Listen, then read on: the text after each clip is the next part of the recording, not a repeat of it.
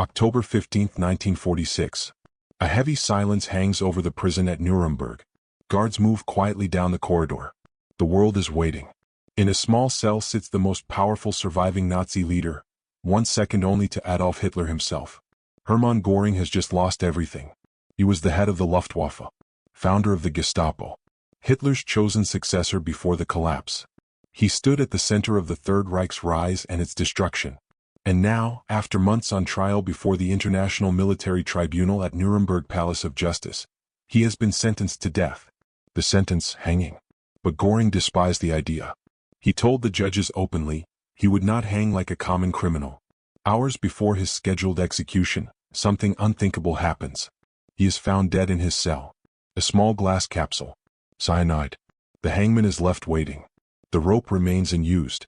The world explodes with one question. How did he get it? The prison was under constant guard. American soldiers patrolled the corridors. His cell was searched repeatedly. He was stripped of hidden poisons months earlier. The Allies believed every possible escape route had been sealed. Yet somehow, on the very night before his execution, Göring obtained cyanide and took his own life. Was it smuggled in? Hidden all along? Passed by a guard? Or did an American officer knowingly, or unknowingly, help him evade the hangman? This is not just a mystery about a capsule. It is a story about arrogance, security failure, psychological warfare, and one of the most embarrassing breaches in Allied custody after World War II. Tonight, we step inside the Nuremberg prison, and we ask the question that still echoes through history. Did an American officer help Hermann Göring evade the hangman? When Hermann Göring surrendered to American forces in May 1945, he did not look like a broken man. He arrived wearing an immaculate uniform, decorated with medals, carrying trunks filled with silk robes, perfumes, and personal belongings. Even in defeat, he carried himself like royalty. To many U.S. officers, he seemed more like a theatrical aristocrat than one of the most powerful figures of the Third Reich. But beneath the polished surface was a man deeply addicted to morphine and obsessed with control. The Americans quickly realized Göring was no ordinary prisoner. As founder of the Gestapo and commander of the Luftwaffe, he possessed immense knowledge of Nazi operations. More importantly, he had charisma. In captivity, he began organizing conversations among other captured Nazi leaders, trying to position himself as the natural leader of the defeated regime even behind bars. This alarmed Allied interrogators. He was transferred to the prison attached to the International Military Tribunal at the Nuremberg Palace of Justice. The prison was considered secure. Each cell had constant lighting. Guards rotated shifts. Prisoners were searched repeatedly. Personal belongings were restricted. Even pens and sharp objects were monitored. Security tightened further after the shocking suicide of Robert Ley in October 1945. Ley hanged himself in his cell using a towel tied to a pipe. The Allies were embarrassed. The world demanded accountability. From that moment on, suicide prevention became a priority. Cells were inspected daily. Clothing was checked for hidden compartments. Prisoners were watched during meals. Guards were instructed never to take their eyes off inmates for long. And yet, months later, Göring would succeed where Ley had failed. During the trial, Göring dominated the courtroom. He sparred with prosecutors, especially U.S. Chief Prosecutor Robert H. Jackson, with sharp intelligence and theatrical confidence. At times, observers noted he seemed to relish the spotlight. He denied responsibility for the worst atrocities, deflected blame, and presented himself as a loyal statesman rather than a war criminal. But the mountain of evidence, documents, testimonies, films from liberated camps, crushed any serious defense. On October 1, 1946, the verdict was announced. Death by hanging. Göring reacted calmly. But privately he was furious. To a man obsessed with image and legacy, hanging was humiliation. He requested execution by firing squad, a method he considered more honorable for a military commander. The tribunal refused. From that moment, something shifted. Witnesses later recalled that Göring became quieter, less theatrical, more introspective. But those who knew his personality suspected something else. He was calculating. The key question remains, when did he obtain the cyanide? Months earlier, during his initial capture, U.S. soldiers had discovered small glass ampoules of poison hidden in his belongings. These were confiscated. Doctors also treated him for morphine addiction, gradually reducing his dependence. Security officers believed they had eliminated all possible suicide tools. But cyanide is small, tiny, easy to conceal. One theory suggests Göring had hidden an extra capsule from the very beginning, possibly sewn into clothing or stored in a personal item overlooked during inspection. Another theory argues he acquired it later inside the prison. Suspicion fell on American guards. The prison was operated by U.S. military personnel. Rotating shifts meant multiple individuals had limited but real contact with Göring. Though supervised, guards occasionally passed small items: paper, toiletries, food trays. After Göring's death on October 15, 1946, just hours before his scheduled execution, investigators launched an immediate inquiry. An official statement claimed he had somehow smuggled the capsule and concealed it in his cell. But rumors spread quickly. Some speculated that a sympathetic American officer, impressed by Göring's charm or persuaded by his arguments, may have secretly provided the poison. Others believed Göring manipulated a guard into passing what he claimed was medicine. No clear evidence proved intentional assistance. Yet one detail fueled suspicion. Göring reportedly told fellow prisoner Hans Frank that he still possessed cyanide even after repeated searches. Frank dismissed it as bluffing. It was not a bluff. The night before execution, Göring asked for writing materials. He composed final letters. He appeared calm. Around 10:45 p.m., a muffled sound came from his cell. Guards entered minutes later. He lay on his cot lifeless. A faint almond smell lingered in the air, the telltale scent of cyanide. The hangman, scheduled for early morning, would never perform his task. For the Allies, this was a public relations disaster. The most prominent Nazi had denied them the final act of justice. And for decades, historians have debated: was it brilliant deception? A catastrophic security failure? Or quiet assistance from someone inside? The mystery remains unsolved, but the clues grow darker the deeper we look. When Hermann Göring arrived at Nuremberg in 1945, he did not arrive as a broken man. He arrived as a performer. At the prison inside the Nuremberg Palace of Justice, Göring quickly established himself as the dominant personality among the captured Nazi elite. Even in defeat, he projected confidence. He joked with guards. He debated theology. He criticized the Allies openly. And during the trial, he attempted to turn the courtroom into his stage. At one point, he even verbally sparred with Chief U.S. Prosecutor Robert H. Jackson, challenging the legitimacy of the tribunal and defending Nazi policies with cold logic. Observers noted that Göring often appeared sharp, energized, and disturbingly composed. But behind that composure was a problem the Americans knew well. Göring was addicted to drugs, heavily addicted. When he was captured by U.S. forces in May 1945, doctors discovered he had been consuming massive quantities of paracodeine, a morphine-based drug. Some reports suggested he carried thousands of pills. American medical staff immediately began detoxifying him. 4 weeks, he endured withdrawal inside Allied custody. By the time the trial began, he was physically cleaner and mentally sharper. The Americans believed they had stripped him of every hidden poison. They searched him thoroughly upon arrest. They searched his clothing. They searched his luggage. Later, inside the prison, his cell was inspected repeatedly. He was monitored constantly. Guards rotated on strict shifts. Lights were kept on. Prisoners were watched even while sleeping. Security was tight, at least on paper. After nearly a year of testimony, documents, and survivor accounts, the verdict came on October 1, 1946. Death by hanging. Göring listened without visible fear. But he was furious at one detail: the method. Hanging in his mind was dishonorable. Soldiers were shot. Criminals were hanged. He formally requested execution by firing squad. The tribunal refused. From that moment, something changed. Witnesses later said Göring became quieter, but not defeated.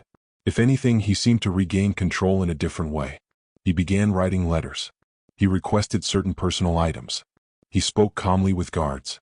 He even hinted, cryptically, that he would not allow the Allies the satisfaction of hanging him. Some brushed it off as arrogance. Then came October 15, 1946, the night before the scheduled executions. Shortly after lights out, Göring asked for writing materials. He penned a final letter, addressed to the prison commandant. In it, he declared that he had taken his own life to avoid the humiliation of hanging. He insisted he had always intended to die by his own hand, as he claimed ancient Roman leaders once had. Minutes later, he bit down on a small capsule hidden in his mouth. Cyanide. Within seconds, he convulsed violently. Guards rushed in, but it was too late. The poison worked almost instantly.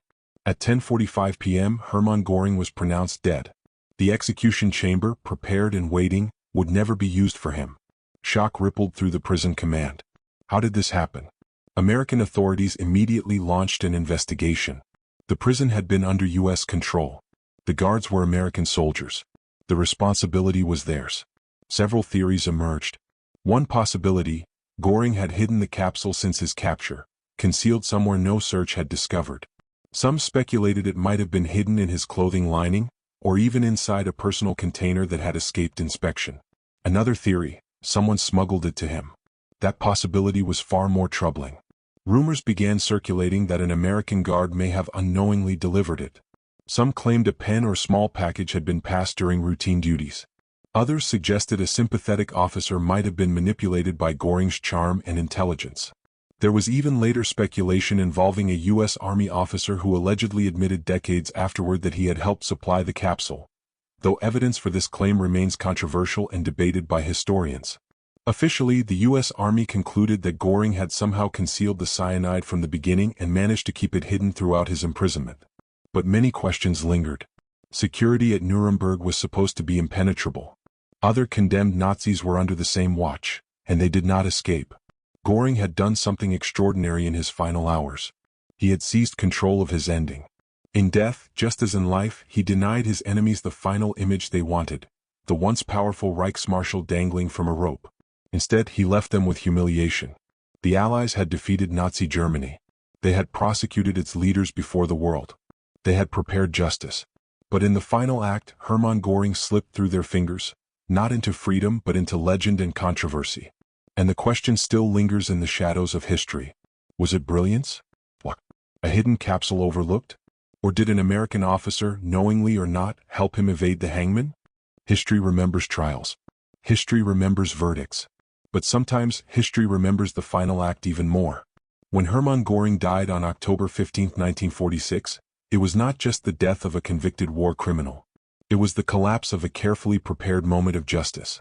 The Allies had built the Nuremberg trials to show the world something new, that even the most powerful leaders could be held accountable under international law. The courtroom inside the Nuremberg Palace of Justice was more than a building. It was a symbol. The executions were meant to close the chapter. But Göring rewrote the final sentence. Instead of being led to the gallows, instead of standing beneath the rope as cameras waited and witnesses observed, he chose his own ending. A tiny capsule. A single bite. A matter of seconds.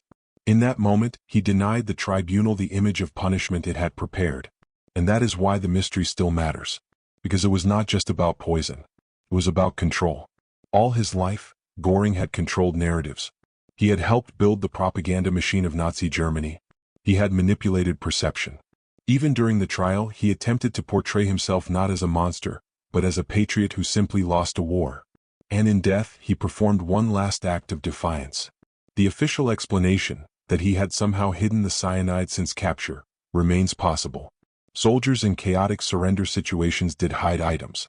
Searches in 1945 were not always perfect. War is messy. Documentation was imperfect. But the doubts persist. How did a prisoner under constant surveillance, searched repeatedly, preserve a fragile glass capsule for over a year? How did it escape detection during medical examinations, clothing inspections, and daily monitoring? Some decades later, stories emerged from former American personnel suggesting that Göring may have received assistance. Perhaps unintentionally, perhaps manipulated through charm or deception. One claim surfaced from a U.S. officer who allegedly hinted that he had smuggled something small into the prison, believing it harmless. Yet no conclusive proof has ever settled the debate. No document definitively confirms a conspiracy. No courtroom ever retried the question. Instead, the answer lives in that uncomfortable gray area between incompetence and intention.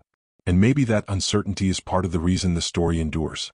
Because it forces us to confront something deeper. Justice is powerful, but it is never perfect.